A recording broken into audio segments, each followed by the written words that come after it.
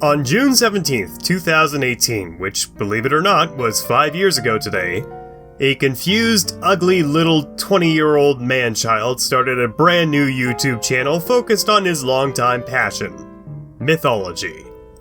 However, he was about as dumb as a lobotomized 10-year-old and styled his first terrible video off of these jokes of channels. 5 years later, and for some reason I have continued to do this, finding my own niche as the funny man who somehow manages to blend cringe with being totally wrong about everything, despite the fact my book collection it probably puts yours to shame. That's not me being braggadocious, I really do have a serious problem. Anyhow, to commemorate the, apparently this is the wooden anniversary. I totally didn't have to look that one up. To commemorate the wooden anniversary of this channel, I have decided to do something a bit special. So, we're going to be doing a character study on one of my top 5 favorite gods, the Dagda. And since I'm sure as hell that you're annoyed about hearing the thing YouTubers always ask you to do, I'll do it once and very abridged. Do the thing, do the other thing, and make sure to do the third thing while bringing this thing so that you can make sure to see my thing. My videos. Nobody really wants to see me naked. And with all that out of the way, let's just get started.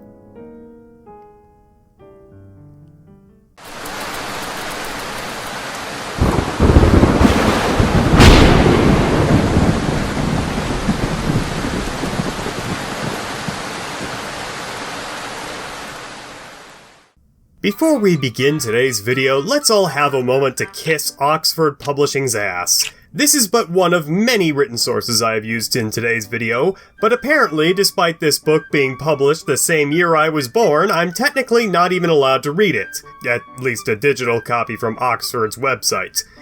Not unless I build a library or something.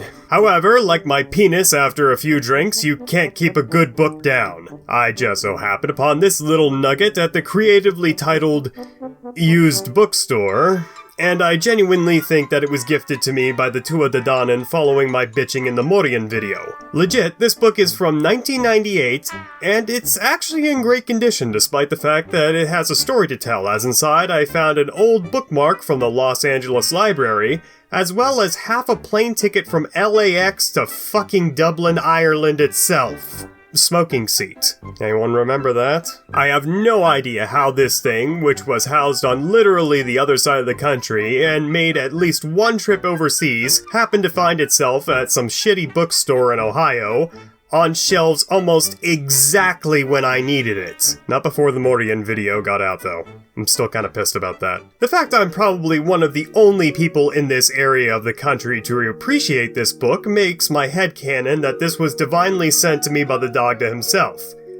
Which may have just put him up a placement or two on my list of favorite gods. Apologies for the extended preamble, I just thought I'd share my story time with the rest of the class, as it's a pretty incredible tale of some loser underdog YouTuber taking on the man and cathartically being able to say, "Fuck you, Oxford, and your dumbass paywalls," which I can never even clear if I wanted to because I'm not academic enough to read this book, which came out almost the same time as I did. However, this is wearing thin, even to me, so in my triumph, this is my boy.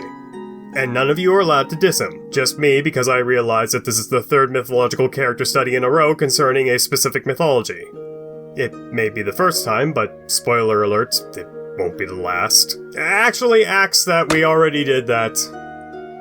Fuck, I am so uncreative. The Dagda is probably one of the most unusual gods in the Celtic pantheon, and would probably fit in right at home in Shintoism. He is definitely not a conventional god, especially not one in the Deus Pater role. For starters, he barely qualifies as a father figure as far as his lore is concerned, as he has comparatively few children to speak of, and even fewer lovers. To that I say, quality over quantity. At least that's what my dad said when the child support checks were due. As one of my commenters so eloquently puts it, 3 lovers? Dude's low-key. So, with so few children to speak of, why do I confidently state that he is the best Deus Pater of Irish mythology? Well, in order to start dissecting that, we need to examine the numerous names and titles the Dagda goes by. Achaid Olafir, God of all. just like Odin. Daire, the fertile one. Kera, the creator. Ruad Rofhesa, lord of great knowledge, just like Odin. Ferben, man of the peak. And Dergederk, red eye, that is to say, like the sun. That last one really isn't a fertility name, but rather one which ties to Dagda to an important celestial object, probably reflective of his significant importance to the people as a whole. Let's also not forget the mythological importance of the sun, as in many cultures, the god/goddess associated with it is the chieftain god. Ra and Amaterasu come to mind. The title he usually goes by is the Dagda. Always want to make sure you include that indefinite article since he is not a Dagda, and I think you'd regret calling him as such. Anyways, the word Dagda is thought to have come from Dago Deus, meaning good god. Oh, how nice. He's such a benevolent guy that the people gave him an honorific title reckoning him for being such an awesome and generous god. Right?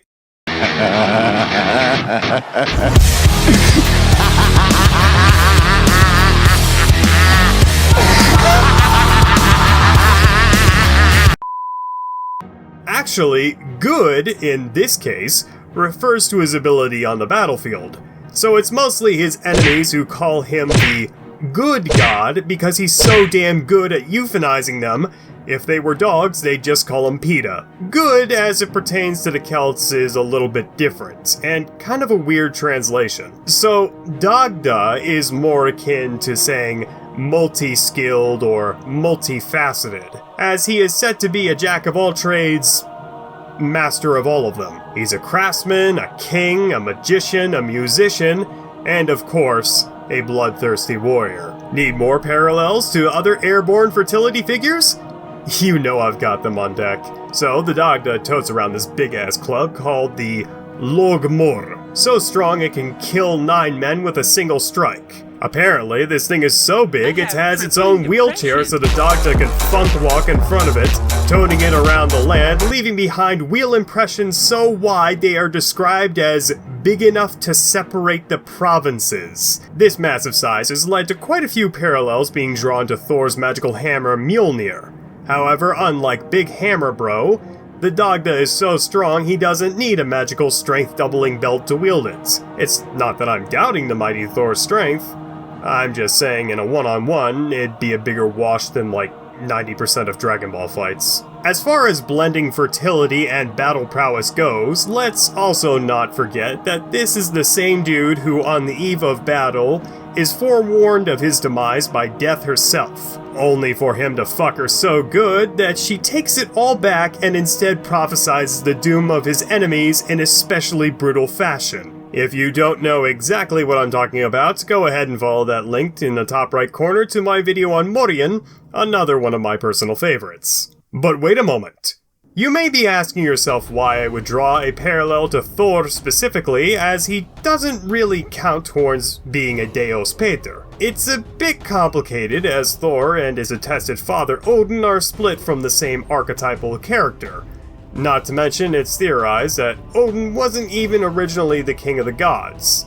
Maybe I'll go a bit more in-depth on that one in a later video. However, a hammer-wielding god associated with thunder being the Deus Pater isn't exactly unheard of. I cite Ukko and Perun as my go-tos, and depending on how you translate it, Logmor can also be a hammer or even an axe. But drawing parallels to the insular Celts and the Nigerians isn't exactly I really care to do at the moment. Although, the Dagda also goes by Aid, meaning the fiery one. Ah, shit. By the way, I also did a character study on Shango. He's also in the top 10, so go check that video out. I think I made my point though. The Dagda, while not rigidly fulfilling the character of a Deus Pater, has enough similarities between these guys and this girl to be considered one. Hey, guess what? I also did a video on Amaterasu. She's also in my top 10. How many more times can I say that in one video? leave a comment, I guess, prognosticating who, based on what I've already told you guys, are my top 10 favorite gods, and if you spitball some of them correctly, I'll be sure to mention you whenever the hell I do decide to make that video. You know, though, this is supposed to be a Dagda video. Let's go back to that. By the way, did you know that November 1st is said to be a prime date to bone?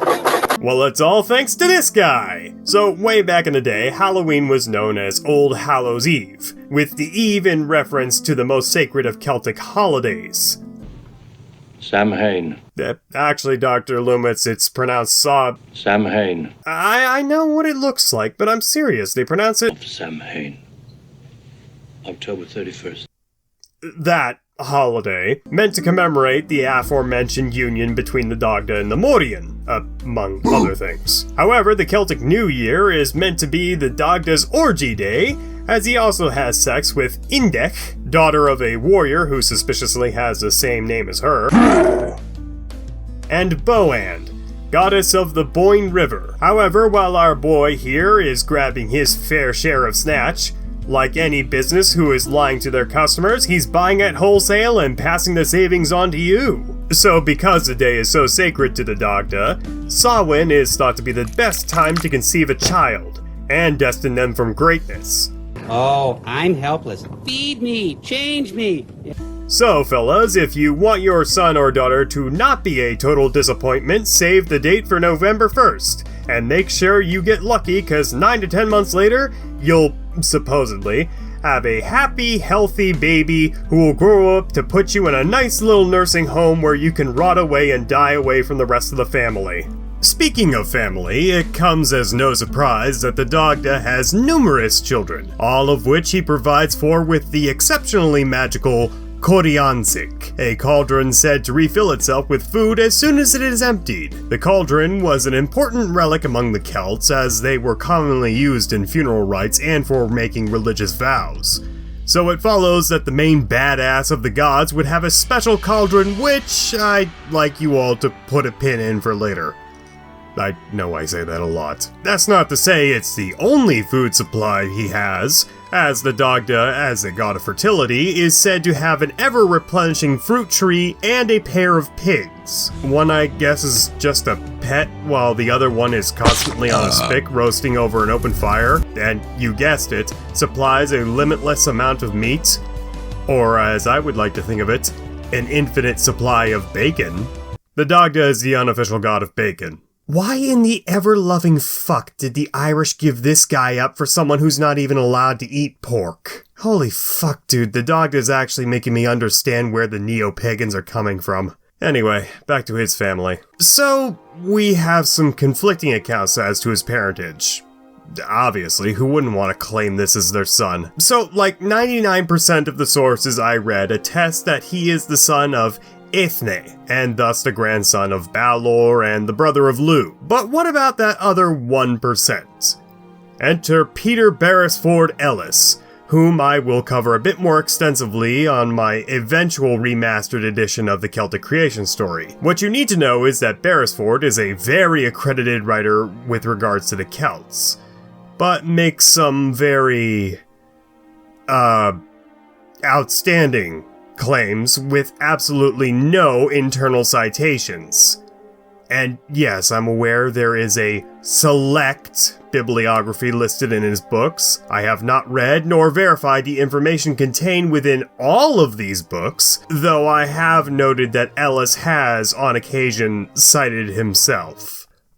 Small correction. He uses the word bibliography in his 1992 Dictionary of Celtic Mythology. However, in later books, he merely cites these as recommended further reading. Just so that we're clear, though, in both lists, a couple of those works were written by himself. Do with that information what you will. However, I will concede that this may be ignorance on my part, and if someone out there has the time to read Ellis's recommended further reading, first off, please direct me to where this creation story came from, and understand that you have way more free time than I do, and I write these scripts at work. So, without beating around the bush any further, the Dagda features prominently in the Ever-Living Ones, as the son of Danu and bile the oak tree. Okay. And was hatched out of an acorn with his sister wife. You ready for this? Her name was Brigantu, or Brigid, the Exalted One, which is just some creepy Electra complex fanfiction, provided I can't find an alternate source attesting this as the springboard of creation. So, for those of you not in the know, Brigid is attested by pretty much every source as far back as Cormac's Glossary as the daughter of the Dagda. Very few people will fight this, as the Book of Invasions and Cath Moitura both explicitly spell this out for their readers. I don't know why Ellis would write things out this way, especially since one of the further recommended readings he listed in his book includes the Book of Invasions. So we're going to take everything he says here with a giant crystal of salt carved into a life-size statue of David Bowie. Anyhow, moving on to his children, we have the 3 sons of the Dagda, paired together because you know the Irish, they love their triple deities. Angus, god of love. Aid, god of the underworld who was killed after sleeping with another man's wife. And Kermit. No, his name is actually Kermit. God of, I don't know, fringe racial minorities and Wilson's Coffee? Unsurprisingly, this son is also killed because he was sleeping around with King Lou's wife. The Dagda sometimes has 2 other sons. Boobderg, the eldest son, apparently, and Midar, who eventually gets into a succession war with each other over kingship of the Tuatha, but apparently the Dagda can't be bothered with it, so neither can I. Angus is really the only interesting son to talk about, and his conception is the first of a multitude of reasons why the Dagda is the most savage motherfucker to come out of Ireland. Yes, even after the Boondock Saints. So, the story goes that Bonan, goddess of the River Boyne, was married to a manlet named Elkmar, or Elmer, or Eeyore, or I honestly can't be fucked to learn how to pronounce his name. However, the Dagda wanted to let his own river flow, if you know what I mean, so told Elven Ring here to go play with some animals out in the woods while he fucked his wife. Then put in an enchantment on him so he'd wander around for 9 months, all while thinking he had been gone a day or so, and by the time he got back, Bonnet had already given birth and the Dagda was pretty transparent about it. And instead of apologizing, he just straddles Elvira here with his own kid. Holy shit, this man is on demon time. And folks, I think the floodgates are finally open. Get this man a pair of black Air Forces, cause it's time to drop the formalities and get into what makes the Dagda a true fucking G. And by that I mean the man's war stories. So, on the eve of the Second Battle of Moitura, the Dagda came to give his opponents, the Fomorians, a choice. Either surrender peaceably, or face the Dagda's wrath. Oh, and by the way, he just straight up walked into their camp to give them this ultimatum. Because in addition to probably not knowing how to write, he probably doesn't even want to bother with a pussy-ass note anyway. Naturally, the Fomorians don't want to give up the game just yet, and so they come up with a pretty creative plan to try and get rid of the Dagda. Remember that cauldron I brought up which can make infinite amounts of food? Well, the Fomorians challenged the Dagda to eat the whole damn pot's worth of porridge. Otherwise, he'll be sent home in shame. Now, you might think that a cauldron which infinitely refills itself might be impossible to empty, but not for this absolute unit. He just started digging in, eating more than his weight in porridge, and then some. I have no idea how long it took him, but apparently he not only somehow finished it, but even went so far as to run his finger around the rim and slurp up the remains. This man literally just violated the Omnipotence paradox and did it right in front of his enemies with a shit-eating grin the whole time. Reddit be damned. Also, the whole wooing of the concept of death thing already happened, so A, I won't cover that here, go check out the Morian video for more info on that, and B, he went into the Fomorian camp already knowing what the outcome of the fight would be. He was just giving them a chance to spare their own lives. Boy, they fucked up. So anyway, on the day of the actual battle, Dagda was being just as much of a menace as usual. After all, it's from here that we understand that his club can kill 9 men with a single swing. However, Baelor, the one-eyed king of the Fomorians, had a wife with some pretty nasty-ass teeth called Caitlin, and Caitlin saw an opportunity arise while Dagda was mowing down her men and had his back turned to her. So she picks up a sphere and runs our homie straight through the heart with it.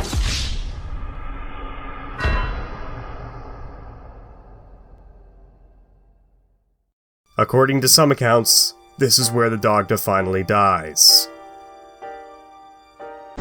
Yet in others, which I choose to believe over this crap, man just tugs the sphere right out of his chest cavity, hurls it to the ground, calls Caitlin a snaggletooth ass bitch, then goes back to ignoring her, fights out the rest of the battle, winning obviously, and then goes on to lead the Tuired Danan for the next 80 years until he decides that he wants to retire, naming a successor who some of the others don't like, then just pieces out and finally allows for the wound to kill him, leaving behind a succession war which he was too cold to even bother resolving.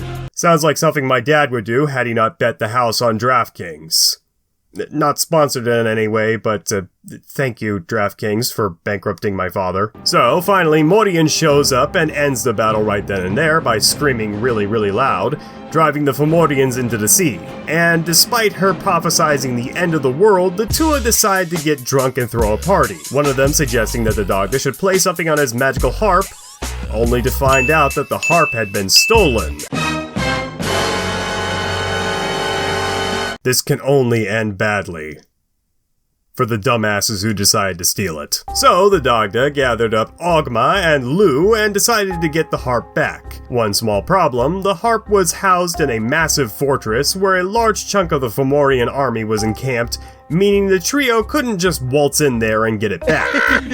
So naturally the Dagda just waltzes in there, taking a shitload of Fomorians down with him, only to get impatient with the whole damn thing and just stick his arm out. Now, even the harp, a non-sentient object, knew better than to try and disobey his master, so it flew through the camp, straight into his grasp like Thor's hammer in the comics, killing 9 Fomorians in the process and injuring a great many more. Afterwards, the Dagda starts playing a song which causes the Fomorians to all collapse in laughter, then plays a different song causing them to sob uncontrollably, then plays a third song to send them all off to sleep. My man literally made them cry themselves to sleep. Yeah, you know what? I'm about to say it. The Dagda is the best Deus Pater of them all, embodying all the characteristics you'd never see these geriatrics exuding. Modesty, restraint, charitability, compassion, nurturing, a non-crippling addiction to milk. That last one is a bit weird, but here it's another video for you to watch. Don't worry, I didn't make this one. And that's it! Thank you all so much for watching. Huge thanks to the Patreons over here for actually funding this shit. I couldn't do this without them. Also, thanks to you at home. It's thanks to your continued support that this channel can keep itself going 5 fucking years later after its conception, so I think you guys are pretty great. I don't care what your mother says about you. But in all seriousness, thank you all so much for your continued support. I was honestly over the moon when we hit 500 subscribers, and despite Susan's best efforts, we're now up to about 10 times that number.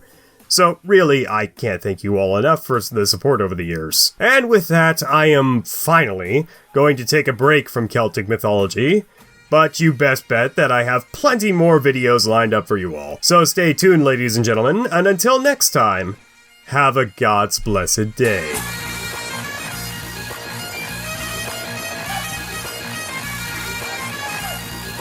Damn, son, isn't that enough?